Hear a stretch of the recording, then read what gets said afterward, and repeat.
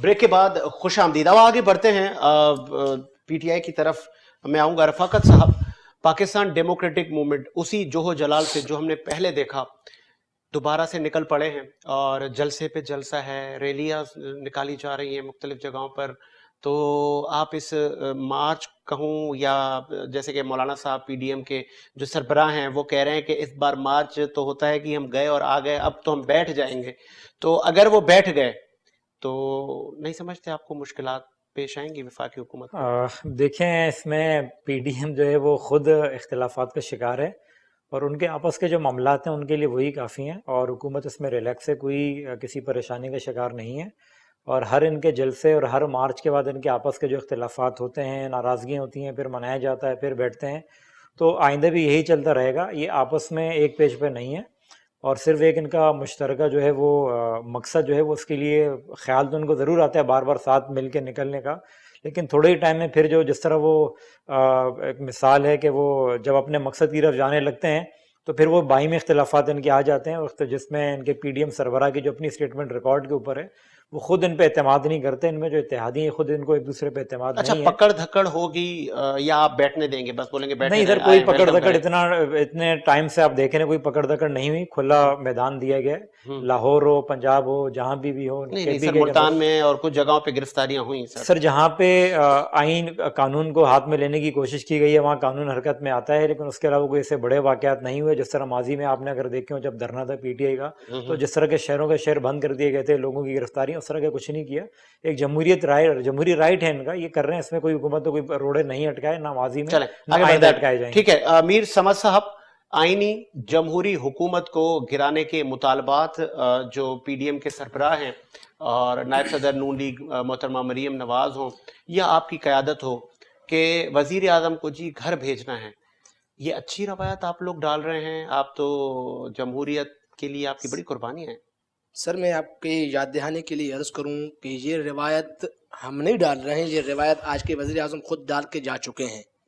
126 دن ایک منتخب حکومت کو اس بات کے لیے للکارا گیا کہ آپ چھوڑ دے, تب تو جائز تھا, تب تو آئینی تھا, تب تو جمہوری تھا, تب تو آئین کی بالادستی تھی. آج کیوں؟ پھر آپ بھی آج بھی برداشت کر لو.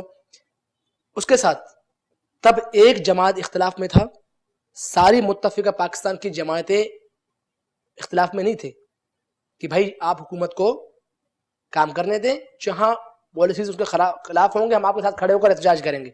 تب آپ نے کسی کی بات نہیں مانی. آج پاکستان کی ساری ڈیموکریٹک فورسز ایک طرف ہے, پہلے دن سے آپ کو کہہ چکے ہیں کہ آپ جمہوری نہیں ہو, آپ کو کسی ایجنڈے کے تحت لایا گیا ہے, لہٰذا اس الیکشن کو ہم آپ کی حکومت کو تسلیم نہیں کرتے. پارلیمان کی ہم عزت کرتے ہیں, ہم پارلیمان میں آئیں گے, پارلیمان میں جو ہمارے پاس سیٹیں ہیں ہم ان کی مالکی بھی کریں گے, لیکن جو آپ کی اکثریت ہے ہم اس اکثریت کے خلاف ہیں. سمد صاحب, آپ کو وفاقی دیا گیا ہے. حکومت کہہ رہی ہے آپ آئیں, مہنگائی پہ بات کرنی ہے آپ ہمارے ساتھ بیٹھیں, آپ نے فورن پالیسی پہ بات کرنی ہے آئیں ہمارے ساتھ بیٹھیں, لیکن آپ کی طرف سے یہ اسٹیٹمنٹ ہے کہ نہیں جی وزیر اعظم کو گھر بھیجیں گے.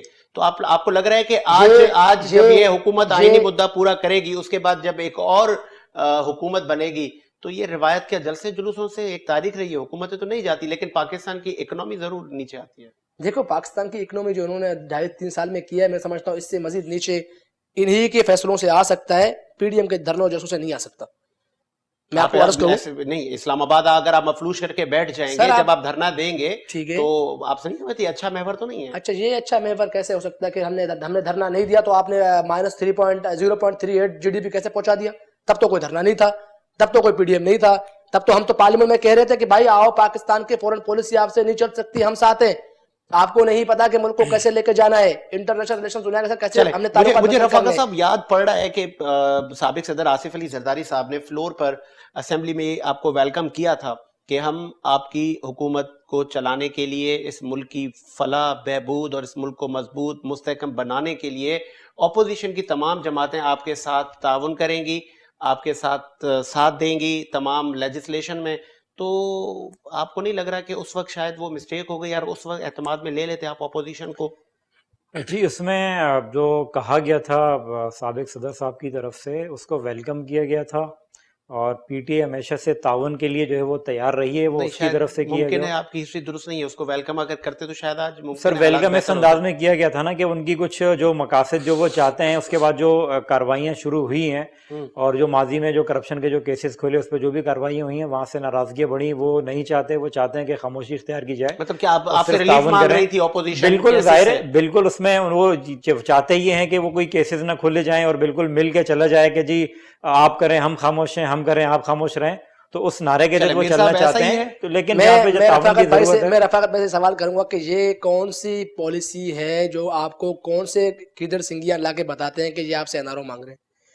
سر این آر او تو پی ڈی ایم کے سے آپ مانگ رہے ہیں. آج جو بندہ کل تک دنیا کو کہتا ہے میں این آر او نہیں دوں گا، آج خفیہ رابطوں کے ذریعے لوگوں کے پیر پکڑوا رہا ہے کہ بھائی جو کچھ میں کہہ چکا ہوں میں غلط تھا، اس پر بیٹھ کے مجھ سے بات کیا جائے. لیکن ہم کہتے ہیں کہ اب پانی سر سے گزر چکا ہے، آپ سے بات نہیں ہو سکتی. دوسری بات یہ کہ ہمارے کچھ دوست وہ بات کرتے ہیں جن کا نہ سرے نہ پہرے. مجھے یہ بتلایا جائے کہ یہ جو این آر او آپ کے وزیر اعظم، آپ کے وزراء، آپ کے صوبائی کابینہ کے لوگ، آپ کے وفاقی کابینہ کے لوگ رٹ لگائے پھرتے ہیں، یہ این آر او آپ سے مانگا کس بندے نے وہ تو ثابت کرو. آپ اپنے ایم پی ایس کی ویڈیوز 2 سال 2.5 سال پرانے لا سکتے ہو، تو آپ سے این آر او مانگنے والے کے ویڈیو کیسے آپ کے پاس نہیں ہے؟ آپ کے پاس ہونا چاہیے. آپ پیش کرو، دنیا کو دکھاؤ جو اس اینگل میں سے ہم سے این آر او مانگ رہے ہیں. جناب جب آپ کے پاس کچھ بھی نہیں ہوتا تو آپ کے پاس 2 چیزیں ہوتی ہیں: دوسروں کی ناکامیوں کو تذکرے کرنا، دوسروں کے ماضی کے اوپر کیچڑ اچھالنا.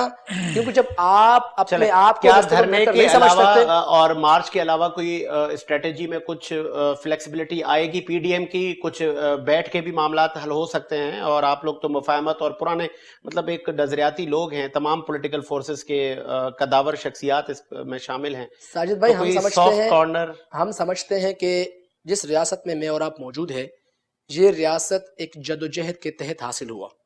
اس جدوجہد کے بعد ہمارے سیاسی اکابر بیٹھے، نیگوسیشن کیا اور یہ ملک حاصل ہوا. ہم آج بھی اس پر قائم ہیں کہ اس ملک کے اندر جمہوریت بھی ایک اسٹرگل سے آئی ہے، ایک اسٹرگل سے چلے گی، اور اس کے لیے ہم بیٹھ کر بات کرنے کو تیار ہیں. لیکن لیکن لیکن لیکن ہم ان لوگوں سے بات کرنے کو تیار ہے جو عوام کے نمائندے ہوں، ان لوگوں سے نہیں ہے جو کسی خاص کے دسترست ہوں، کسی کے شفقت سے آئے جب ہوں. نیشنل ڈائلاگ کی بات ہوئی تو وہ کون لوگ ہیں ایسے جو آپ جس پہ اپوزیشن ٹرسٹ کرے؟ آپ کچھ نام بتائیں اگر ہمارے پروگرام کے توسط سے کہ جی یہ قداور شخصیات ہیں، اگر یہ آئیں گی صلح صفائی کے لیے تو ممکن ہے کہ یہ معاملے دھرنے اور دیکھیں مارچ میں کی نظر سمجھتا نہ ہوں کہ ہو. پی ڈی ایم جو ہے پیپلز پارٹی کا جماعت نہیں ہے، سارے جماعتوں کا ایک تنظیم ہے اور اس کے اندر سارے کے سارے جماعتوں کے لوگ بیٹھے ہوئے.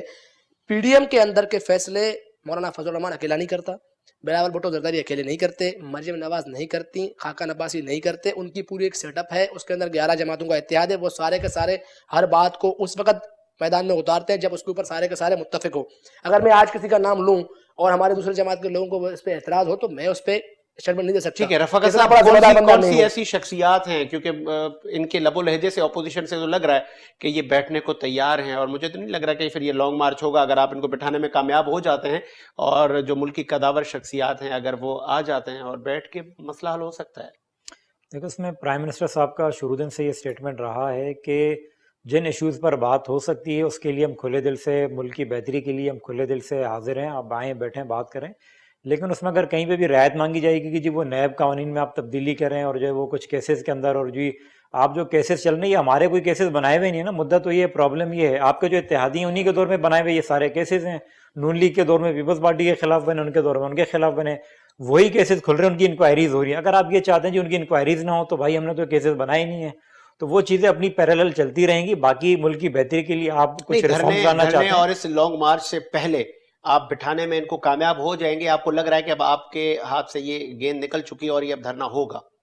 دیکھیں اس میں تو بارہا ان سے کہا گیا ہے کہ آئیں بیٹھیں، جو آپ کے جائز مطالبات ہیں وہ مانے جائیں گے، اور ملک کی بہتری کے لیے آگے چلنے کے لیے اگر آپ کسی ضد کے اوپر اور کسی ایجنڈے کے اوپر ہیں کہ جی کسی بھی طرح ہمیں اقتدار مل جائے اور یہ تمام چیزیں ختم ہو جائیں، تو وہ تو نہیں ہو سکتا. باقی بہتری کے لیے جو ریفارمز کے لیے جو آئیں بیٹھیں بات کریں اس میں بات ہو سکتی ہے.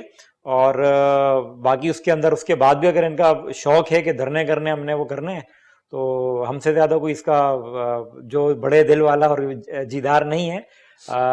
حاضر میدان. چلیں جی، پی ٹی آئی حکومت ویلکم کر رہی ہے ان دھرنوں کو بھی، اسی امید کے ساتھ کہ میرا ملک شاد و آباد رہے. ساجد حسین کو اجازت دیجیے, ملاقات ہوگی نئے پروگرام کے ساتھ. اللہ حافظ.